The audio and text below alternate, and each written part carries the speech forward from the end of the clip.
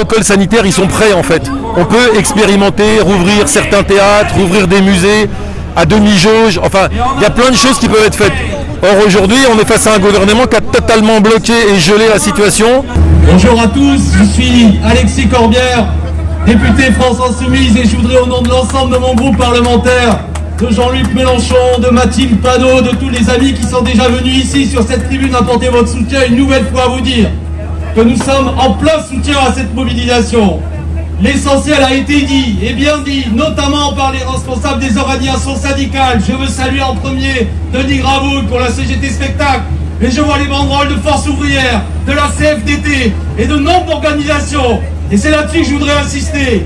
C'est une profession qui se lève, qui montre l'exemple, qui se rassemble sur des mots d'ordre clairs, réouverture des salles et un plan pour accompagner cette réouverture des salles.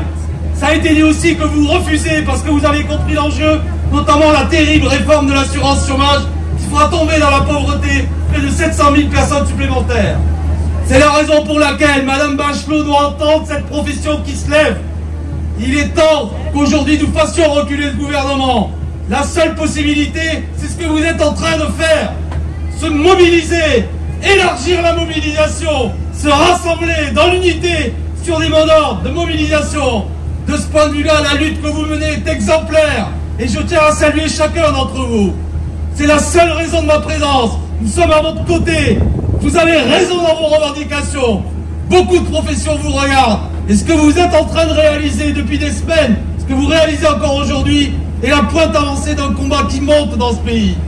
Si vous êtes une profession lucide, vous savez bien que les conditions sont possibles de réouverture. Vous n'êtes pas dans une position qui consiste à nier la difficulté de la tâche. Mais vous avez apporté des réponses depuis des mois. Et chaque fois, le gouvernement a refusé de les satisfaire. Il y a donc un problème, non seulement sanitaire, social, mais un problème démocratique dans ce pays. Pour que nous puissions accepter les conséquences du Covid, il faut que nous puissions être associés aux décisions que ce gouvernement nous impose.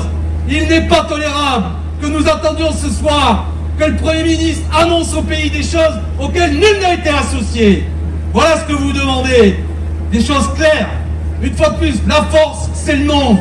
Et ce qui est très beau, en particulier à la tribune où je vous parle, c'est l'ensemble des gens qui sont rassemblés, toutes les sensibilités qui disent, mais qui se rassemblent sur des choses claires. Salut à tous, bon courage, vous avez raison.